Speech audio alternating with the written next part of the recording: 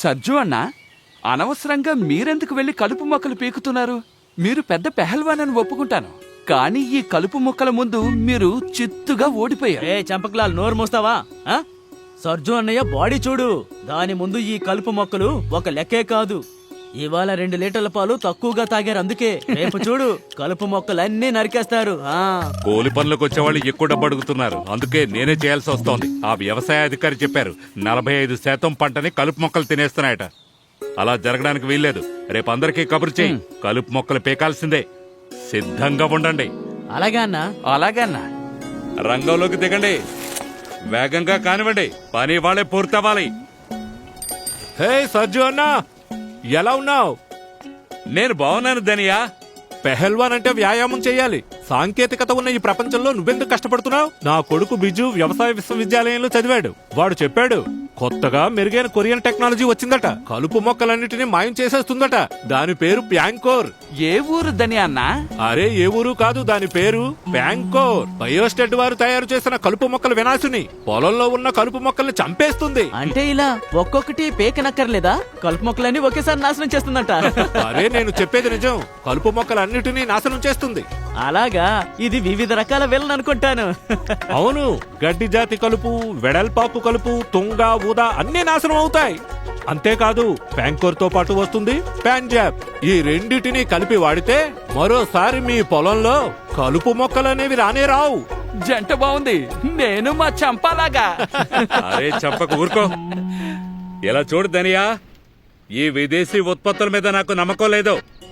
నేను నమ్మాలనుకుంటే ఆధారం చూపించు. మీరు అడుగుతారని ఎదురు చూస్తున్నాను. దగ్గరలో ఉన్న ఒక పొలంలో ప్యాంకోర్ వాడాం. నేను అక్కడికే వెళుతున్నాను, కావాలంటే మీరు నాతో రండి. సరే అలాగే, మీరు సరేనా? రండి. ఇదిగో, మీరు పని కానివ్వండి. రండి రండి రండి రండి, ఇటు చూడండి.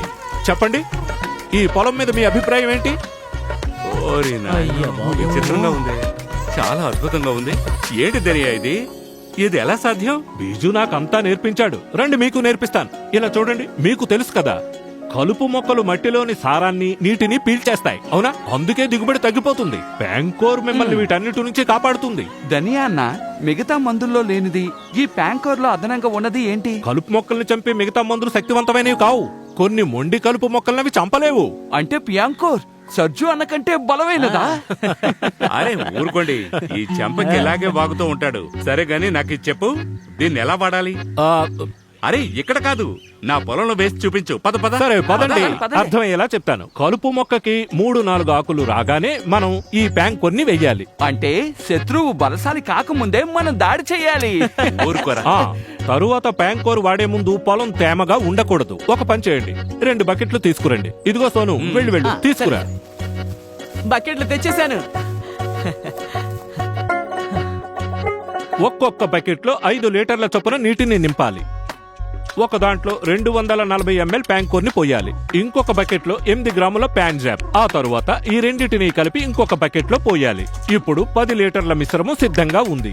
ఆ తరువాత ఒక నాప్సాక్ పంపు తీసుకొచ్చి అందులో సగానికి నీరు నింపాలి. ఆ తరువాత అందులో ప్యాంకోర్, ప్యాంజాబ్ కలిపిన మిశ్రమంలోంచి 1 లీటర్ తీసి పంపులో పోసి మిగతా భాగాన్ని నీటితో నింపాలి. ఒకసారి కలిపిన మిశ్రమం 10 నాప్సాక్ పంపులకి సరిపోతుంది. దీన్ని మీరు ఎకరం పొలానికి వాడచ్చు.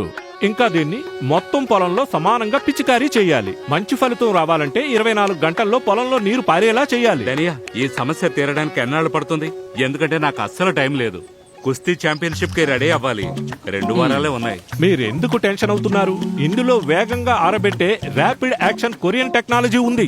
ఇది కలుపు మొక్కల్లోకి వెళ్లి దాని పెరుగుదలని నాశనం చేస్తుంది. 30 నిమిషాల్లో కలుపు మొక్కలు దీన్ని పీల్చుకుంటాయి. 24 గంటలలో మందు ప్రభావం మీకు కనిపిస్తుంది. ఇంకే ఉంది, 3-4 రోజుల్లో కలుపు మొక్కలన్నీ పసుపు రంగులోకి మారిపోతాయి. 7 నుంచి 14 రోజుల్లో వేళ్లతో సహా నాశనం అయిపోతాయి. భలే ధనియా అన్న, భలే. నువ్వు అద్భుతమైన విషయాన్ని చెప్పావు. ప్యాంకోర్ ని చల్లుదాం, కలుపు మొక్కల్ని నాశనం చేద్దాం. ఈ యుద్ధంలో కూడా గెలుపు మనదే. సోదర సోదరీమణులారా, ఈ సంవత్సరం కుస్తీ ఛాంపియన్షిప్ ప్రారంభమైంది. 2 పహిల్వాన్లు తలపడుతున్నారు, ఆక్రోషంగా ఢీకొంటున్నారు. ఉత్కంఠభరితంగా సాగే ఈ పోటీలో గెలిపేవరితో ఇంకాసేపట్లో తేలిపోతుంది.